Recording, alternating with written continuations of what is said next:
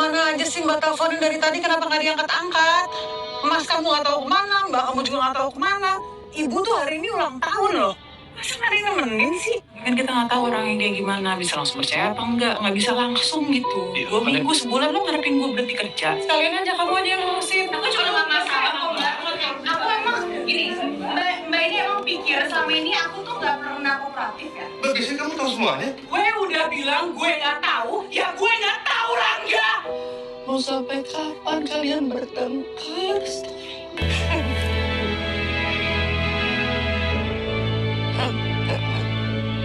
Bukan.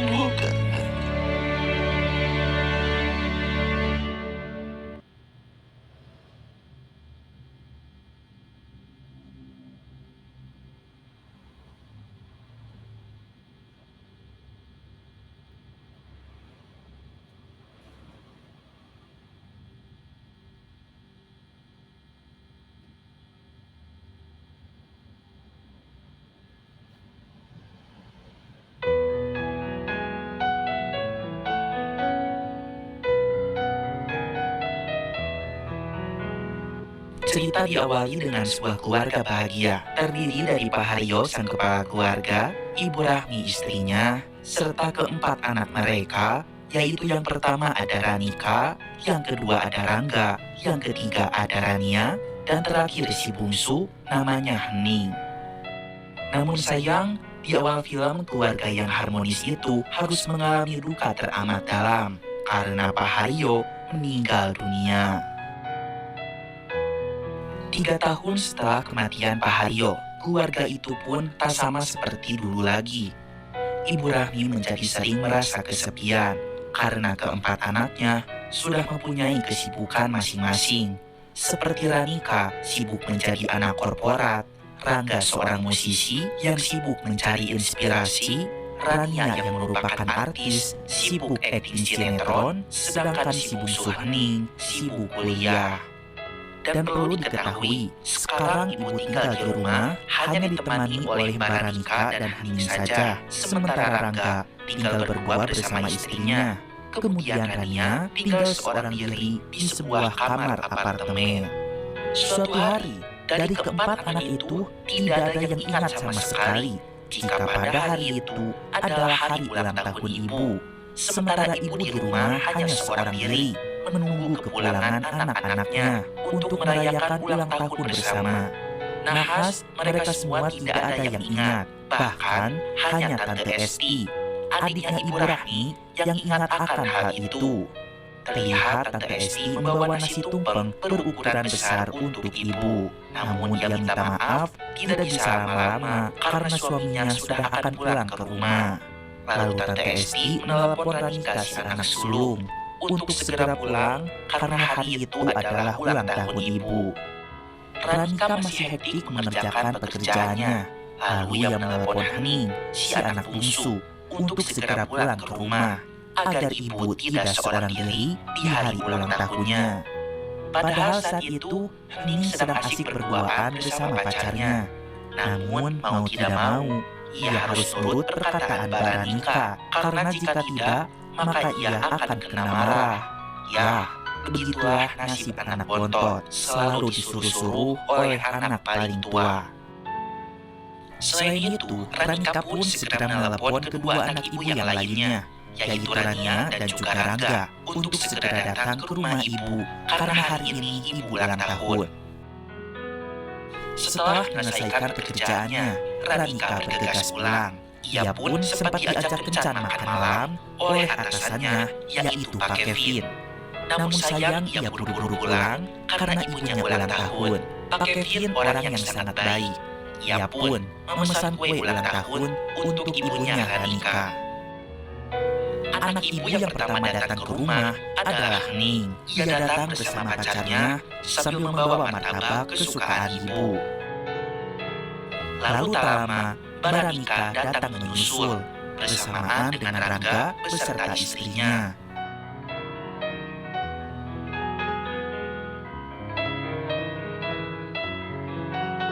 Lalu yang terakhir, bintang utama pun datang. Anak ibu yang sekarang terkenal jadi artis dan juga bintang iklan, yaitu adalah Rania. Akhirnya, semua anak ibu pun berkumpul di rumah, walaupun sudah larut malam. Walaupun seperti itu, ibu sangat senang sekali. Akhirnya, mereka dapat berkumpul bersama. Adik-adik, cuci tangan dulu. Ini pada naik motor dua-duanya. Ayo sekarang dulu, itu juga. Ayo. Assalamualaikum. Waalaikumsalam. Kita tamu ini datang ibu. Selamat ulang tahun. Ini satu.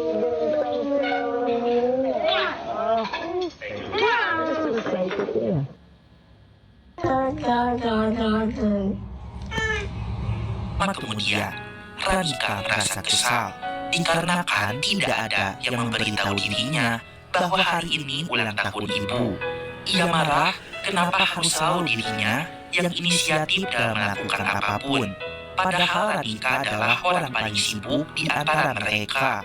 Ia bekerja seharian tanpa mengenal waktu. Di hari spesial itu, nahas Ranika dan Rangga malah bertengkar sur, di mana menyinggung soal pekerjaan, yaitu Ranika yang super sibuk menjadi budak korporat, sementara Rangga santai di dalam rumah menjadi seorang musisi yang tidak jelas. Akan tetapi, Rangga tidak bisa mengingatkan di grup keluarga jika hari ini adalah hari ulang tahun ibu. Rangga tersinggung dengan ucapan itu, di mana Mbak Ranika merendahkan pekerjaannya. Lalu ia pun mengajak istrinya untuk pamit pulang dari rumah ibu. Melihat itu, Rania sontak marah. Tidak seharusnya Mbak Ranika berkata seperti itu kepada Rangga. Lagi pula, pekerjaan seni itu tidak bisa dianggap remeh. Rania yang bekerja di bidang peran mengaku bahwa pendapatannya mungkin jauh lebih besar daripada Mbak Ranika. Ranika lalu menjawab, jika Rania merasa gajinya lebih besar, maka mulai besok Rania harus bayar semua keperluan di rumah ini dan juga kebutuhan ibu. Seketika Rania pun menutup mulutnya. Nanti kamu aja yang ngurusin. Aku juga gak masalah kalau kotor. Aku emang gini, Mbak ini emang pikir sama ini aku tuh gak pernah kooperatif. Sementara itu, Hening si anak bungsu hanya bisa terdiam mendengar keributan kakak-kakaknya. Ibu sedih mengapa anak-anaknya harus bertengkar di hari ulang tahunnya. Ia meminta mereka untuk berhenti dan mulai makan bersama-sama. Ya, seperti itulah keadaan keluarga Ibu Rahmi sekarang. Mereka selalu bertengkar, padahal Ibu berharap mereka dapat hidup dengan rukun. Setiap hari, anak-anak ibu pun rasanya semakin sibuk. Bahkan, pada satu hari saat ibu akan check up ke rumah sakit, tidak ada satupun anaknya yang dapat mengantarkannya. Alhasil, ibu pergi ke rumah sakit sendirian.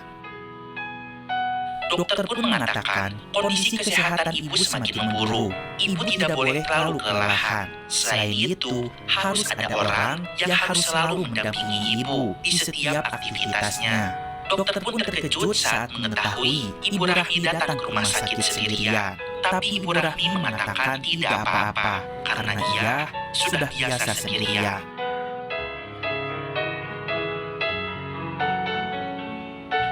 Seiring dengan berjalannya waktu, Ibu Rahmi merasa anak-anaknya semakin sibuk dengan urusan mereka masing-masing. Sikap anak-anaknya seolah menunjukkan bahwa mereka tak lagi membutuhkan kehadiran dan kasih sayang darinya. Ibu Rahmi merasa sangat kesepian dan rindu dengan sosok suaminya.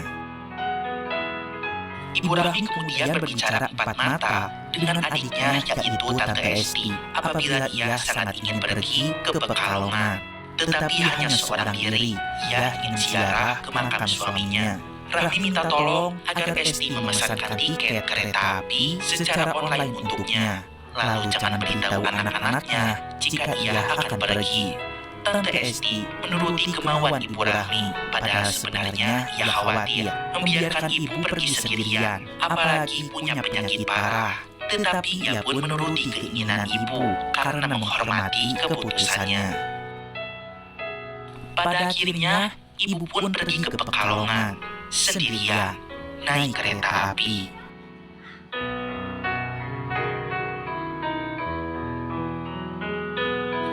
Sesampainya di Pekalongan, ia pun menyempatkan berdiam diri di sebuah pantai Slur, meluapkan semua kesedihannya.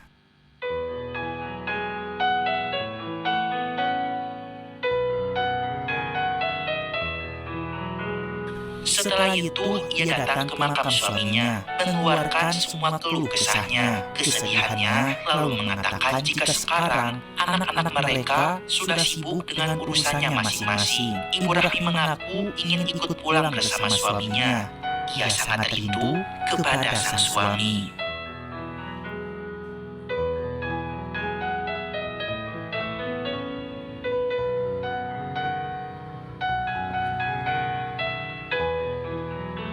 Sementara itu di rumah, Ranika dan Hening mulai menyadari jika ibu tidak ada.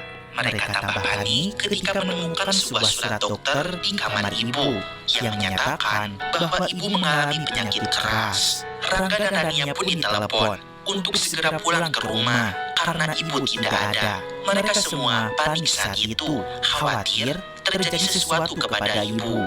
Rangga terus bertanya kepada Mbak Ranika di mana keberadaan ibunya karena Mbak Ranika dan Hening yang setiap hari tinggal bersama ibu di rumah ini. Dengan nada keras, Ranika mengatakan tidak tahu. Mbak Jessi, kamu tahu semuanya? Gue udah bilang gue gak tahu, ya gue gak tahu Rangga. Jangan mentang-mentang dirinya anak pertama. Segala sesuatu harus ia yang mencari tahu. Mereka pun tidak dapat melaporkan hal ini kepada polisi karena ibu belum hilang selama 2 kali 24 jam. Di tengah keributan itu, Tante Esti datang. Ia berkata jujur, jika sekarang ibu mereka ada di Pekalongan, sedang ziarah ke makam suaminya. Mereka seketika marah kepada Tante Esti. Mengapa Tante membiarkan ibu pergi sendirian dalam keadaan sedang sakit? Tante mengatakan apabila ia hanya ingin menghormati keputusan ibu mereka. Tetapi mereka tidak perlu khawatir, sekarang Ibu Rahmi sedang dalam perjalanan pulang ke rumah. Dan benar saja, beberapa lama kemudian akhirnya ibu pulang. Ibu sangat lelah, lalu mencium satu persatu anaknya. Ia mengucapkan permintaan maaf karena telah membuat mereka menjadi khawatir. Lalu ibu pun masuk ke dalam kamarnya. Tante Esti menyuruh mereka semua agar jangan mengganggu ibunya dulu. Berikan dia waktu untuk sendirian.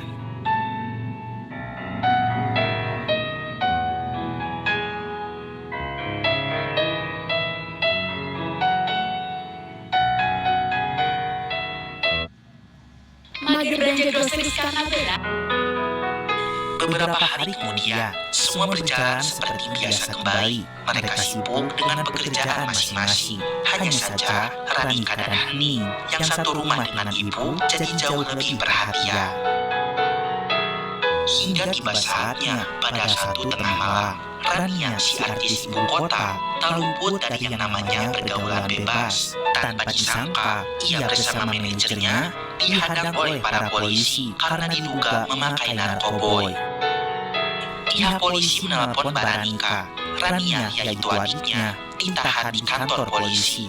Mengetahui hal itu, Ranika khawatir. Ia langsung pamit kepada Hening dan memintanya untuk menjaga ibu. Lalu, jangan sampai ibu tahu jika Rania ditahan di kantor polisi. Tidak lama dari itu, ibu bangun. Ibu beranjak dari kasur, ingin ambil air wudhu untuk sholat tahajud. Hening akan mengantarnya. Tapi ibu malah menyuruh Hening untuk memanggil Mbak Ranika agar mereka dapat sholat tahajud bersama. Hening lalu menelepon Mbak Ranika, namun tak kunjung diangkat. Sementara itu, ibu wudhu sendirian. Sesuatu yang tadi diinginkan pun terjadi. Yang dimana ibu terjatuh di WC. Hening sontak terkejut saat menemukan ibunya sudah tersungkur di sana.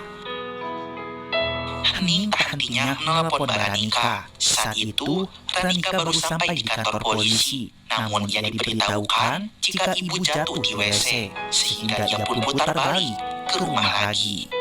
Ibu seperti sudah tidak sadarkan diri. Ia pun mengingat memori kenangan indah di masa lalu. Sepertinya umur ibu tidak akan lama lagi. Dan ketika Baranika sampai di rumah, ketika itulah ibu pun meninggal dunia.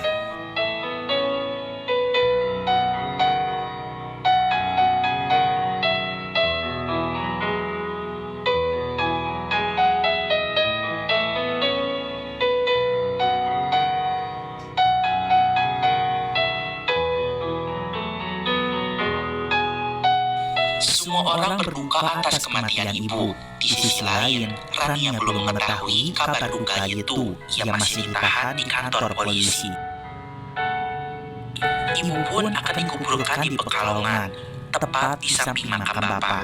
Ibu akan dikubur pada siang itu juga. Baranika meminta agar mereka menunggu Rania pulang dulu. Rania pasti akan sangat kecewa tidak bisa melihat ibu untuk yang terakhir kalinya. Tetapi Rangga meminta agar proses pemakamannya segera dilakukan supaya bisa selesai sebelum waktu maghrib. Lagi pula Rania di kantor polisi belum ada kejelasannya. Alhasil ibu pun dikuburkan tanpa sepengetahuan Rania. Sementara itu, sore harinya, akhirnya Rania terbukti tidak bersalah. Ternyata hanya manajernya saja yang positif menggunakan narkoboy, sementara Rania dapat bebas dan pulang dari kantor polisi. Rania kemudian diantar pulang sampai ke rumah dengan mobil polisi. Ia terkejut karena melihat banyak bendera kuning di rumah ibu. Rania berlari mencari-cari ibunya. Di saat itu, Rania diberitahukan jika ibu sudah tidak ada. Rania sangat marah mengapa mereka jahat kepadanya, tidak menunggu dirinya pulang dulu. Ia sangat ingin melihat ibu untuk terakhir kalinya. Rania pun menyalahkan Baranika. Pasti Baranika yang menyuruh proses pemakaman dipercepat. Karena Baranika tidak peduli kepadanya dan selalu mementingkan pilihan dirinya sendiri. Baranika hanya bisa terdiam dituduh seperti itu oleh adiknya sendiri. Setelah kepergian ibu, hubungan kakak beradik itu menjadi renggang. Tidak ada alasan bagi mereka untuk berkumpul kembali di rumah. Baranika sangat sakit hati. Selama ini, sebagai anak paling tua, ia menjadi tulang punggung untuk keluarga, memenuhi kebutuhan ibu serta adik-adiknya. Bahkan ia rela bekerja sampai lupa dengan dirinya sendiri dan juga tidak memikirkan masalah percintaannya, padahal sudah menginjak umur 42 tahun. Jika boleh jujur, ia merasa iri kepada si bungsu, yaitu Hening, yang bisa merasakan pacaran di usia mudanya.